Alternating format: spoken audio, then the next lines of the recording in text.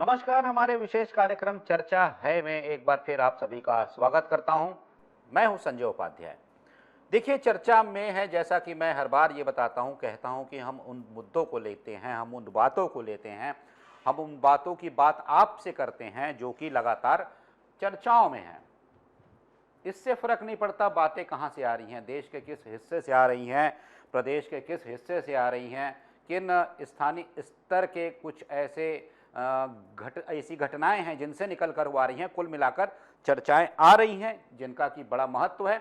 महत्व कई मायनों में हो सकता है, या तो उनका राजनीति के गलियारों में उनका विशेष महत्व हो, या फिर कह लीजिए कि सामाजिक स्तर पर उनका बड़ा महत्व हो, या फिर कह लीजिए कि और भी जो अलग अलग आयाम होते हैं समाज के या देश के, या फिर ऐसे कुछ पहलू जो होते हैं जिन्हें कि कभी जिनकी अनदेखी नहीं की जा सकती, वो उन क्षेत्रों से या फिर उन आयामों से निकल कर आते हैं जो कि चर्चा का विषय बन जाते हैं। और जब चर्चा का विषय बनते हैं तब हम उन्हें आप तक लेकर आते हैं, जिसके हम कहते हैं, जिसकी हम बार बार बात करते हैं अपने इस कार्यक्रम में, जिसका नाम है चर्चा है। तो चलिए आज के हम इस विशेष कार्यक्रम की चर्चा की बात कर लेते हैं कि आखिर चर्चा किस बात की हो रही है। तो आज पूरे देश भर में चर्चा हो रही है, और जो मैं देख रहा हूं और लोगों से सुन रहा हूं कि एक बड़ी चर्चा ये हो रही है भाई कि जो दिल्ली की जो राजनीति थी अभी भी वैसी ही गर्म बनी हुई है। ठंडी करीब आ रही है, बारिश के बाद ठंडी का मौसम होता है, और दिल्ली की ठंड तो वैसे भी कपकपा देने वाली होती है। लेकिन ऐसा देखने को मिल रहा है कि जब यह मौसम भी आएगा आने वाले दिनों में, लेकिन दिल्ली गर्म बनी रहेगी। किस रूप में? सियासी रूप में दिल्ली गर्म बनी रहेगी। और अभी का जो आज का एक बड़ा फैसला है, आम आदमी पार्टी जो कि वहां पर शासन में है, आम आदमी पार्टी के मुख्यमंत्री रहे अरविंद केजरीवाल, अभी भी हैं वो मुख्यमंत्री, लेकिन अब जब वहां की राजनीति में एक बड़ा बदलाव आने जा रहा है, बदलाव ऐसा आने जा रहा है कि अब यह निर्णय लिया है आम आदमी पार्टी ने कि दिल्ली की मुख्यमंत्री की कुर्सी किसी और को दी जाएगी। शायद अब तक इस विषय में कभी सोचा नहीं गया था। सोचा क्यों नहीं गया था ये भी आप समझ लीजिए, क्योंकि आम आदमी पार्टी ने दिल्ली से ही एक अलग प्रकार की राजनीति करने का, मतलब कि एक अलग प्रकार की राजनीति जो कि दलीय राजनीति से बिल्कुल अलग हुआ करती थी, ऐसी राजनीति करने का लोगों को विश्वास दिलाया था। और वह सत्ता में आई थी। जब दूसरा चुनाव हुआ था तो प्रचंड जनादेश के साथ वो सत्ता में आई थी, और सत्ता में आने के बाद उन्होंने जो काम किए, लगातार उन पर चर्चाएं हुई, अलग अलग उसके प्रभाव थे, अलग अलग उनकी व्याख्याएं थी, लेकिन उनकी चर्चा लगातार होती रही। उसके बाद जो पूरा घटनाक्रम घटता है वो इस प्रकार का घटता है, आप दृश्यों में देख सकते हैं कि एक के बाद एक आरोप लगने शुरू हो जाते हैं आम आदमी पार्टी के नेताओं के ऊपर। गिरफ्तारियां होती हैं, ईडी की एंट्री होती है, सीबीआई की एंट्री होती है, और आम आदमी पार्टी के जो दिग्गज नेता हैं वो उन्हें जेल में बंद किया जाता है। कुल मिलाकर उन पर जो गंभीर आरोप लगे हुए हैं उन आरोपों में वो जेल में भी बंद होते हैं। बंद होने के बाद फिर अंत में मुख्यमंत्री अरविंद केजरीवाल भी जेल में बंद रहते हैं, और एक लंबे अरसे तक जेल में बंद होने के बाद जब वो बाहर निकलते हैं तो बाहर निकलने के बाद ये एक बड़ा फैसला लेते हैं, एक बड़ा नीतिगत फैसला इसे कहा जा सकता है इस मायने में। क्योंकि अब देखिए, मुझे ऐसा लगता है और जो राजनीति के जानकार बता रहे हैं कि यहाँ से हो सकता है कि दिल्ली की राजनीति एक नया करवट ले, उसमें एक नया बदलाव देखने को मिले। अब जब मुख्यमंत्री छूट कर आते हैं जेल से, मुख्यमंत्री हैं तब भी जब वो जेल में हैं, और ये भी कहा जा रहा है कि उन्होंने सरकार जनहित में इस्तीफा ना देकर जेल से सरकार चलाई, ये भी उनके बारे में कहते हैं आम आदमी पार्टी के नेता। तो जब वो छूट के आते हैं, लेकिन जब वो छूट के आते हैं तब स्थिति ऐसी रहती है कि लगभग उनके हाथ बंधे हुए हैं। कैसे बंधे हुए हैं? क्योंकि मुख्यमंत्री के रूप में वो वैसा कोई भी प्रभावी काम जिसे कहें, या फिर वैसा महत्वपूर्ण काम जिसे हम कहें, जिसे वो करना चाहते हैं, तो वो नहीं कर सकते। जैसे उदाहरण के तौर पर, जैसा कि सुप्रीम कोर्ट ने कहा था, जितना मैं समझता हूं आपको बताता हूं, कि वो मुख्यमंत्री के रूप में कार्यालय नहीं जा सकते, मुख्यमंत्री के रूप में सचिवालय नहीं जा सकते, मुख्यमंत्री के रूप में वो किसी भी दस्तावेज पर हस्ताक्षर नहीं कर सकते, किसी भी आदेश पर वो अपना हस्ताक्षर नहीं कर करते, मतलब कुल मिलाकर किसी भी प्रकार की योजना को मंजूरी नहीं दे सकते। दो प्रारंभिक चीज़ें आप देख लीजिए। इसका मतलब ये हुआ कि मुख्यमंत्री के रूप में वो अब तब तक काम उस रूप में नहीं कर पाएंगे जिस रूप में सुप्रीम कोर्ट ने उन्हें मना किया है, जो सुप्रीम कोर्ट ने उन्हें निर्देश दिया है। उसके बाद मुझे ऐसा लगता है, और जो जानकार बताते हैं, जानकार मुझे समझाते हैं, राजनीति के जानकार और इस क्षेत्र के अलग अलग विधाओं में पारंगत जो विद्वान हैं मुझे बताते हैं, चर्चा के दौरान जब बात होती है, मैंने जैसा कहा कि इन बातों की चर्चाएं होती हैं, तो चर्चा जब होती है तब ये कहा जाता है कि ऐसे में जब मुख्यमंत्री बाहर भी रहें तब भी वो चुनाव प्रचार के अलावा या फिर कुछ बैठकों के अलावा फिर और भी जो उनके निजी जो कार्य हैं उसके अलावा मुख्यमंत्री के रूप में कोई बड़ा काम नहीं कर सकते। ना ही वो शराब नीति पर खुलकर कोई बयान दे सकते हैं, खुलकर क्या कोई बयान नहीं दे सकते। तो ऐसे में ऐसा लगता है आम आदमी पार्टी को कि मुख्यमंत्री बदल देना चाहिए। ये एक बड़ा नीतिगत विषय है, और नीतिगत विषय इसलिए क्योंकि जब मुख्यमंत्री बदलेंगे, नए व्यक्ति आएंगे, तब वो सुप्रीम कोर्ट के उन आदेशों से जो नए मुख्यमंत्री हैं वो बंधे नहीं रहेंगे, क्योंकि उन पर इस प्रकार का कोई आरोप नहीं है और उनके लिए सुप्रीम कोर्ट ने ये नहीं कहा है जो मुख्यमंत्री हैं। तो इसी घटनाक्रम में अदिति जो हैं, अदिति शिक्षा मंत्री रही हैं, अदिति मार्लेना, उन्हें मुख्यमंत्री के रूप में सर्वसम्मति से मनोनीत किया गया है कि अब वो अगली मुख्यमंत्री होंगी। दिल्ली की शिक्षा मंत्री हैं अभी, और बहुत ही विश्वसनीय रही हैं मुख्यमंत्री केजरीवाल की, जैसा कि उनके बयान से ही आता है। जब पहली बार मुख्यमंत्री मनोनीत होने के बाद उनका जब पहला बयान आया, पहली बार उन्होंने अपना बयान दिया, तब उसमें ही उन्होंने बात कही थी। मुख्यमंत्री अरविंद केजरीवाल को उन्होंने अपना गुरु बताया और कहा कि वो हमारे नेता हैं। साथियम गोपाल राय जो कि बड़े नेता हैं आम आदमी पार्टी के, उनका जब हम बयान सुनते हैं, एक बात वो कहते हैं कि आने वाले चुनाव, मतलब हालांकि वो मांग भी करते हैं, कहते हैं कि चुनाव हम मांग करते हैं कि अक्टूबर नवंबर में जल्द से जल्द ये चुनाव दिल्ली के विधानसभा के कराए जाएं। लेकिन साथ ही ये कहते हैं, देखिएगा इसमें कुछ संकेत भी मिलते हैं। क्या कहते हैं वो ये कहते हैं कि अतिशी जो हैं वो मुख्यमंत्री के रूप में काम करेंगी आने वाले चुनाव तक, तब तक जब तक कि जनता दोबारा अरविंद केजरीवाल को प्रचंड जनादेश के साथ फिर से मुख्यमंत्री नहीं बनाती। मतलब बयान काट समझिएगा कि इससे दोनों पहलुओं को साधा गया है। एक और तो जो अभी मुख्यमंत्री बनी हैं अतिशी, उन्हें मुख्यमंत्री के रूप में बताया गया है, और दूसरी बार ये भी कहा गया है उसके एक हिस्से में कि आने वाले चुनाव में जब तक जनता अरविंद केजरीवाल को, जो नेता हैं आम आदमी पार्टी के, उन्हें प्रचंड जनादेश से मुख्यमंत्री नहीं बनाती। दोनों बातें इसमें छुपे हुई हैं। तो कुल मिलाकर एक नया अध्याय शुरू होने जाने वाला है दिल्ली की राजनीति में, और इसका असर क्या पड़ता है। देखिए, इसका असर जो पड़े उसके अलग अलग पहलू है। आप लगातार दृश्यों में भी ये सब देख रहे हैं जो हम आपको लगातार दिखा रहे हैं। इसके अलग अलग पहलू ये हो सकते हैं। पहला तो अरविंद केजरीवाल सहित जो बड़े नेता हैं कि नहीं, किसी को भी मुख्यमंत्री बनाया जा सकता था जिस पर इस प्रकार का कोई बाध्यकारी कोई ऐसा आक्षेप नहीं है, या फिर बाध्यकारी कोई ऐसा स्थापित नहीं किया गया है कि वो ऐसा नहीं कर सकते। लेकिन उन सारे चेहरों को हटाकर यहाँ पर भूमिका दी गई थी अतिशी को। तो फिर इसका कारण क्या था? एक तो जो आरोप लगे हुए हैं, उन आरोपों से खुद को बेदाग साबित करना, और बेदाग साबित करने के लिए ये करना सबसे पहले तो कि किसी नए चेहरे को मुख्यमंत्री के रूप में लाना, और फिर जनता के बीच जाना। क्योंकि ये जो आरोप लगे हैं तो कहीं ना कहीं इससे आप लाख कहिए, लेकिन कहीं ना कहीं इससे छवि पर एक बड़ा असर पड़ता है। और चर्चा भी जैसी होती है, जैसा मैं कह रहा हूँ, चर्चाओं में चर्चा निकल कर आती है कि क्या जो जितने तंत्र हैं या फिर जितने स्तंभ हैं हमारी व्यवस्थाओं के, क्या सारे गलत हैं, क्या जितने आरोप हैं निराधार हैं। तो खैर इसका फैसला तो अदालतें ही करेंगी, अदालत ही करेंगी कि क्या सच है क्या गलत है। लेकिन इस बीच आम आदमी पार्टी ने एक कहा जाए कि मजे हुए राजनेता की तरह, राजनेताओं की तरह एक नया एक कदम उठाया है, दांव खेला है भी कहा जा सकता है, कुछ लोग कह रहे हैं। अब देखना है कि इसका कितना फायदा मिलता है, कितना नुकसान होता है आम आदमी पार्टी को, जब सत्ता की सीधी बागडोर अरविंद केजरीवाल से निकलकर अतिशी के पास जाती है। तब उसके बाद क्या स्थितियां बनती है। हालांकि कहा भी ये जा रहा है, जैसा राजनीति के जानकार बताते हैं, कि अभी भी पूरी व्यवस्था सब कुछ सुप्रीमो के हाथ में ही होगी, मुख्यमंत्री भी अपने निर्णय लेंगे। लेकिन जैसा कि होता आया है राजनीति में, राजनीतिक दलों में, सत्ता का जो मूल मंत्र मीज जो होता है, मूल सूत्र होता है, जो चाबी होती है, वो सुप्रीमो के हाथ में ही होती है। तो कुल मिलाकर जब अतिथि बनेंगी तब सरकार के कामकाज भी होंगे, फाइलें भी आगे बढ़ेंगी, वो मंत्रालय भी जाएंगी, बैठेंगी भी, काम भी होगा। कुल मिलाकर जो इस 2, 3, 4 महीने जो भी बचे हुए हैं, इस बीच सरकार अपना काम कर पाएगी जो वो करना चाहती है।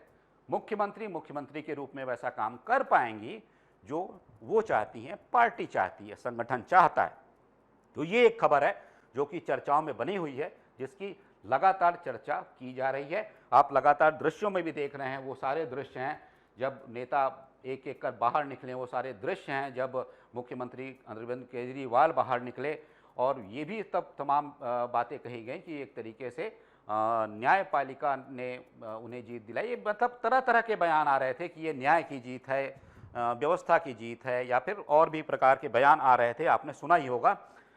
राज्यों में सरकार है, किसी एक राज्य में भी वो फ्री बिजली, अच्छे स्कूल, अच्छे अस्पताल, मोहल्ला क्लिनिक, फ्री बस यात्रा नहीं दे पाते हैं। और एक ईमानदार अरविंद केजरीवाल है जो दिल्ली के लोगों को इतना कुछ देता है। तो दिल्ली के लोग, आम आदमी पार्टी के विधायक और मैं अगले कुछ महीनों तक, चुनाव तक मुख्यमंत्री होने के नाते अब एक ही उद्देश्य से काम करेंगे कि हमें अरविंद केजरीवाल जी को फिर से दिल्ली का मुख्यमंत्री बनाना है। जब तक मैं इस बड़ी जिम्मेदारी को संभाल रही हूँ, मेरा एक ही मकसद रहेगा। मुझे पता है कि भारतीय जनता पार्टी अपने एलजी साहब के थ्रू दिल्ली वालों के खिलाफ षड्यंत्र रचेगी। मुझे पता है कि वो दिल्ली वालों की फ्री बिजली रोकने की कोशिश करेंगे।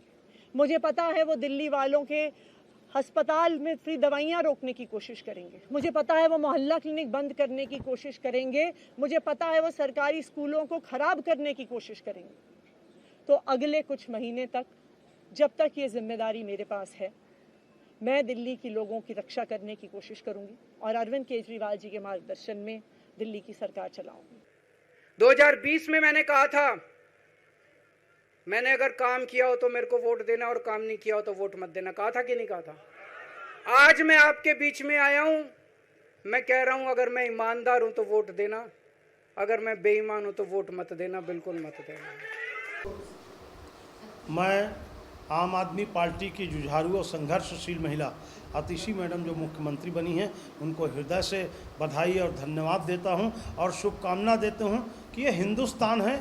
एक सीता के कारण पूरा रामायण हो गया था, एक द्रौपदी के कारण पूरा महाभारत हो गया था, एक दिल्ली में आतिशी पूरे दिल्ली को बजा करके फिर से आम आदमी पार्टी की सरकार लाएगी और केजरीवाल जी के और मनीष सिसोदिया जी के मान सम्मान में वृद्धि करेगी। उनका सम्मान 4 गुना बढ़ेगा, ये हमको विश्वास है। उनको बहुत बहुत शुभकामना और बधाई। देखिए, आम आदमी पार्टी का उनका अपना निर्णय है। उनके विधायक दल ने आतिशी जी को अपना नेता चुना है, तो मुख्यमंत्री दिल्ली की बन रही हैं कांग्रेस पार्टी की तरफ से। हम सबकी शुभकामनाएं हैं, अच्छा काम करें, जनता की सेवा करें। केजरीवाल में क्या रोल रहेगा आगे? अब केजरीवाल जी उस पार्टी के अध्यक्ष हैं, तो निश्चित तौर पर अध्यक्ष का एक महत्वपूर्ण भूमिका होती है उनकी सरकारों में। अब उनकी पंजाब में भी सरकार है, आम यहाँ पे दिल्ली में भी सरकार है। बट वहीं बीजेपी का कहना है कि ये तो गोलमाल है सब। दरअसल भारतीय जनता पार्टी खुद हर जगह गोलमाल करती है, तो उसे दूसरे के खाने में भी गोलमाल दिखाई देता है। देखिए, हमारे यहाँ डमी का कोई रोल ही नहीं है, पहली बात। और अतिशी जी जो कोई डमी नहीं है, ऑक्सफोर्ड में पढ़ी हुई हैं, हिस्ट्री को जानती हैं, समझती हैं, और शिक्षा पे उन्होंने काम किया है। मनीष सिसोदिया जी के साथ रह के पूरे जो है इम्प्लीमेंट का काम अतिशी जी देखती थी, मनीष जी जब शिक्षा मंत्री थे। तो आप समझिए वो ऑलरेडी पढ़ी लिखी सक्षम महिला हैं, तो डमी कैसे हो सकती है, पहला सवाल। और दूसरी बात, आप कह रहे हैं कि क्या करेंगी महिलाएं। हमारे यहाँ हम महिलाएं भले कम हैं या हमारी पार्टी में संख्या कम है, लेकिन हम सब परमाणु बम हैं। ठीक है, अब हम बढ़ते हैं एक अगली घटना या फिर एक अगला जो विषय है जिसकी चर्चा खूब हो रही है। दूसरी घटना है जिस घटना की बात करते हुए भी दिल सिहर जाता है और मन को एक क्या कहिए, एक बड़ी भावना उभरती है, एक बड़ा उद्वेग आता है, गुस्सा भी आता है, नाराज़गी भी आती है। दुष्कर्म की घटनाएं, ऐसी घटनाएं जो कि वास्तव में दिल दहला देती हैं। जिन्हें कि सभ्य समाज में कभी स्वीकार नहीं किया जा सकता। सभ्य समाज में ऐसी घटनाओं की या फिर किसी भी प्रकार के हिंसक घटनाओं की कोई स्वीकारता नहीं है, और इस प्रकार की घटनाओं की तो बिल्कुल भी नहीं है। लेकिन ये घटनाएं जब लगातार आती हैं तब ये सोचना पड़ता है, समझना पड़ता है कि कानून कैसा हो, कानून की व्याख्या कैसी हो, कानून में कैसे प्रावधान हो, कानून में कैसे ऐसे बंध उपबंध हों कि इस प्रकार का अपराध करने वाला कोई भी हो उसे छोड़ा ना जाए, उसे दंडित किया जाए, उसे कठोर से कठोर दंड दिया जाए, सलाखों के पीछे डाला जाए। और आवश्यकता हो, आवश्यकता क्या हो, इसकी तो लगातार मांग भी होती है कि ऐसी घटनाओं को जो भी अंजाम देता है, ऐसी घटनाओं में जो शामिल होता है, तो लगातार अलग अलग संगठनों से, सामाजिक संगठनों से मैं देख रहा था पिछले भी वर्षों, बहुत पुरानी बात करूं तो उस समय भी जब निर्भया का मामला आया था, जो रोंगटे खड़े कर देता है, दिल दहला देता है, कहा जाता था कि ऐसे आरोपी को सीधे सूली पर टांगिए, सीधे फांसी लगाइए। अब जब ऐसे कुछ और मामले आते हैं जिसमें कि तकनीकी बिंदु आ जाते हैं, कानूनी पेंच आ जाते हैं, कुछ प्रावधानों की जकड़ आ जाती है, ऐसी जकड़ जो कि हाथ बांध देती है, जो कि कलम की स्याही सुखा देती है, तब क्या हो, ये सोचने पर समाज के साथ साथ व्यवस्थाओं के सारे अंग भी कहीं ना कहीं ठहर जाते हैं, रुक जाते हैं, सोचने लगते हैं कि अब क्या किया जाए। ऐसी की एक घटना है, हालांकि ऐसी लगातार घटनाएं घटती रही हैं जो कि दिल दहलाती रही हैं और ये दिखाती रही हैं, समाज को एक आईना दिखाती रही हैं कि समाज में आज भी ऐसे भेड़िए हैं, ऐसे दरिंदे हैं जो कि समाज में रहने के लायक नहीं हैं और उन्हें समाज स्वीकार नहीं कर सकता। ये घटनाएं जब भी सामने आती हैं, हाल ही की घटनाएं, अभी घटना है जब एक 4 साल की बच्ची के साथ ऐसा दुष्कर्म होता है। सोचिए, मतलब सोचना भी घिन आती है, सोचने से भी कि ऐसा कैसे हो सकता है, ऐसा कोई कैसे कर सकता है। लेकिन इसमें फिर जैसी मैं बात कर रहा था, वही तकनीकी पेच आ जाता है, वही कानूनी बाध्यताएं आ जाती हैं, वही एक बंधन की स्थिति आ जाती है जो कि सोचने पर मजबूर करती है कि वो जो करने वाला है, जैसा भी है, जिसने भी इस घटना को अंजाम दिया है, वो जैसा भी है, उसे सजा क्यों नहीं, उसे वैसी ही सजा क्यों नहीं जैसी सजा किसी और को, क्योंकि इस घटना को अंजाम देने वाला जो भी एक बालक है वो नाबालिग है। आप समझिए, अगर वो नाबालिग है तो क्या इसलिए वो छोड़ दिया जाए कि वो नाबालिग है? क्या वो समझता नहीं है इन बातों को? यही एक बड़ा विमर्श का विषय है, चर्चा का विषय है। और इंदौर की खंडपीठ ने जो निर्णय दिया है, मुझे लगता है कि उसे एक उदाहरण मानना चाहिए। उदाहरण, ऐसा उदाहरण इसे मैं कहता हूं पत्थर पर इसे लिख लेना चाहिए कि ऐसी घटनाएं जब होंगी तब ऐसे निर्णय ही कहीं ना कहीं समाज को बचाने के लिए एक बड़ा उदाहरण साबित होंगे और समाज को बचाने के लिए एक मानक के रूप में काम करेंगे। जब इंदौर की इस हाई कोर्ट ने, इस खंडपीठ ने कहा, जिसे मैं पढ़कर आपको सुनाता हूं, कुछ इसमें बिंदु हैं जिसमें जो निकलता है, जो बातें आती हैं, जो तर्क किया जाता है, जो बातें होती हैं, इसमें कुछ ऐसी बातें निकलकर सामने आती हैं जो कि बार बार ये बताती हैं कि आखिर इन घटनाओं के पीछे कैसी मानसिकता काम करती है। वास्तव में यहाँ पर उम्र नहीं, यहाँ पर मानसिकता काम करती है, घिनौनी मानसिकता। तो इस तरह के मामलों में अगर परिवार ना भी चाहे, ये एक नजीर है कि परिवार ना भी चाहे, तब भी कोर्ट इस पूरी घटना को लेकर अपना जैसा निर्णय सुनाती है, जो अपना रुख दिखाती है, वो जरूर इस व्यवस्था में सुधार ला सकता है। या फिर ये जो सोचकर बैठे हुए हैं कि उनकी उम्र कम है और उन्हें दंड कम मिलेगा, उनके लिए एक चेतावनी साबित हो सकती है, जो कि आवश्यक है, अत्यावश्यक है, जिसमें कि कोर्ट ने ये कहा है कि ऐसी स्थिति में कोर्ट बालक के प्रति अत्यधिक नरम रुख अपनाना उचित नहीं मानती। ऐसी परिस्थिति में कोर्ट बालक के प्रति नरम रुख अपनाना उचित नहीं मानती। कोर्ट ने ये कहा है कि 21 वर्ष की उम्र तक, जब तक कि वो बालिग नहीं हो जाता, 21 वर्ष की उम्र तक, या फिर जो एक उम्र की सीमा तय की गई है कानून के द्वारा, उस उम्र तक उसे विशेष कारागृह में, जिसे कहा जाता है, जैसे कि बाल संप्रेक्षण गृह या फिर बालक विशेष गृह कहा जाता है, जो भी उसे कहा जाता है, वो वहाँ रहेगा और उसके बाद उसे जेल में डाला जाएगा। मतलब ऐसी घटनाओं के प्रति नरम रुख अपनाना ठीक नहीं है। ठीक है, आगे इस पर क्या होता है, आगे की अदालतें इस पर क्या फैसला देती हैं, ये अलग एक विमर्श का विषय हो सकता है। मैं जो कह रहा हूं उसमें और भी क्या तकनीकी बातें हैं, इसका अलग विषय हो सकता है। मैं जो बात कह रहा हूं उसका मूल ये है कि क्या ऐसे लोग, ये विमर्श का विषय है, बार बार कह रहा हूं, ये चर्चा का विषय है, विमर्श का विषय है कि क्या ऐसे लोग, ऐसे भेड़िए, ऐसे दरिंदे सिर्फ इसलिए छोड़ दिए जाएं क्योंकि उनकी उम्र उतनी नहीं है। या फिर आप एक उदाहरण से समझिए, अगर वो 17 साल का है तो उसे एक प्रकार की सजा, अगर वो 18 साल का है तो उसे दूसरे प्रकार की सजा।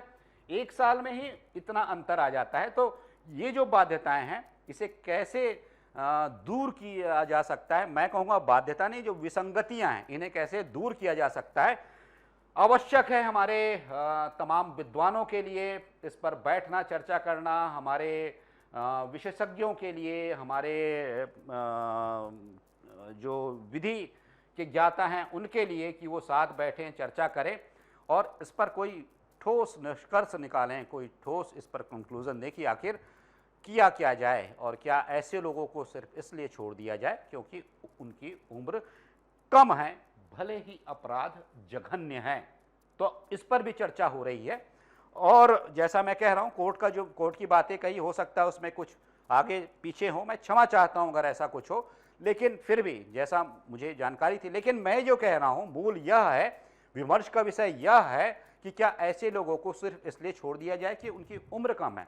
तो मेरा मानना है कि इस पर चर्चा होनी चाहिए, इस पर खुला विमर्श होना चाहिए, इस पर विद्वजन बैठें हर क्षेत्र के और एक विमर्श तैयार करें, एक बात तैयार करें, एक निर्णय लें और संविधान में भी उनकी इन बातों का, उनके विमर्श का प्रावधान कैसे हो, ये सरकारें समझें, ये संविधानवेत्ता समझें कि इसे कैसे इसमें शामिल किया जा सकता है। कृति जब हो जाती है तो उसके लिए क्या, उसलिए तो बोल रहे हैं कि सेक्स एजुकेशन में हम लोग को एक ऐड ऑन करना चाहिए हमारी शिक्षा नीति में। एक एजुकेशन ये भी मस्ट होना चाहिए। उसके लिए बताना पड़ेगा कि सही क्या है, गलत क्या है, हमारी लड़कियों को भी और हमारे लड़कों को भी ये ऐड ऑन करना ज़रूरी है शिक्षा नीति में। तभी कुछ हमारी, देखिए ये मानसिक विकृतियाँ होती जा रही है, इसलिए तो बोल रहे हैं कि आपका जो भी मोबाइल सर्च हो रहा है, मोबाइल अब इजीली अवेलेबल हो गया है। पहले तो उसमें बैन होना चाहिए कि इतना एज से ज़्यादा लड़कों को या लड़कियों को मोबाइल हाथ में दिया जाए, पहले इसके लिए कानून बनाना चाहिए। एक अभी नया निर्णय है जो मेरे सामने आ रहा है, जो मैं मुझे बताया जा रहा है कि सुप्रीम कोर्ट ने 1 अक्टूबर तक बुलडोजर एक्शन पर रोक लगा दी है। बुलडोजर एक्शन मतलब आप समझ ही रहे होंगे कि पूरे देश में कहां कहां कैसे कैसे बुलडोजर चले हैं, किन किन घटनाओं के बाद बुलडोजर चले हैं, कैसे कैसे लोगों के उन निर्माण कार्यों पर बुलडोजर चले हैं। ये किसी से छिपा नहीं है, ये सभी जानते हैं। लेकिन कोर्ट ने 1 अक्टूबर तक बुलडोजर चलाने से मना किया है, कहा है कि तब तक रोक लगा दी जाए, इस बीच कोई भी बुलडोजर ना चलाया जाए।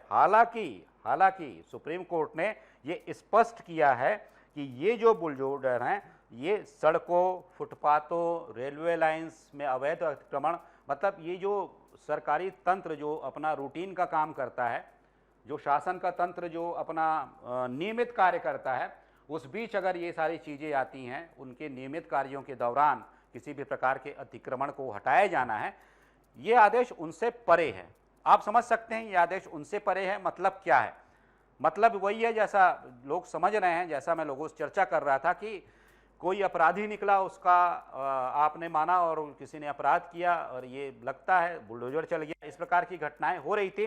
हालांकि चूंकि सुप्रीम कोर्ट का निर्णय है, इस पर बात नहीं होती है। निर्णय नहीं मतलब अभी ये डायरेक्शन दिया गया है कि 1 अक्टूबर तक आप बुलडोजर मत चलाइए, सरकारों से कहा गया है, मतलब देश भर में कहीं बुलडोजर नहीं चलेगा। जो सरकार की ओर से वकील थे उन्होंने भी कहा कि यह तो एक प्रकार से जो संवैधानिक संस्थाएं हैं, ये तो उनके हाथ बांधने के जैसा है। जो संवैधानिक संस्थाएं काम कर रही हैं, ये तो उनके हाथ बांधने के जैसा है, सरकार के वकीलों ने कहा। लेकिन फिर सुप्रीम कोर्ट ने उनसे ये कहा, उनके जवाब में ये कहा कि भाई अगर आप 15 दिन तक रुक जाते हैं अगर 15 दिन तक, चूंकि हम कह रहे हैं, तब इससे होना क्या है, क्या हो जाएगा इससे। तो इस मामले को अलग अलग लोगों की ओर से, अलग अलग संस्थाओं की ओर से ये याचिका लगाई गई थी, जिस पर कि सुप्रीम कोर्ट सुनवाई कर रहा है, और उस बीच ये बातें कही गई हैं। हालांकि अब अंत में जो भी होना है, जो भी फैसला आना है, सुप्रीम कोर्ट इस पर फैसला करेगी। लेकिन चूंकि महत्वपूर्ण विषय है और इस पर लगातार चर्चा हो रही है, इसलिए मैंने ये बात आपके साथ साझा की है चर्चा है में।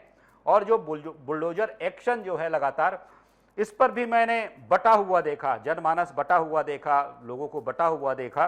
कुछ इसका बहुत ज़्यादा समर्थन करते थे, कुछ इसका बहुत ज़्यादा विरोध करते थे।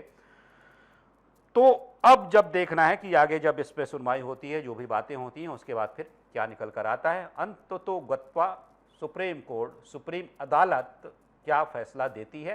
लेकिन यह विषय एक जो निकल कर अभी फिलहाल आया है आप सभी के पास, चर्चा है में मैंने इसे इस रूप में शामिल किया है।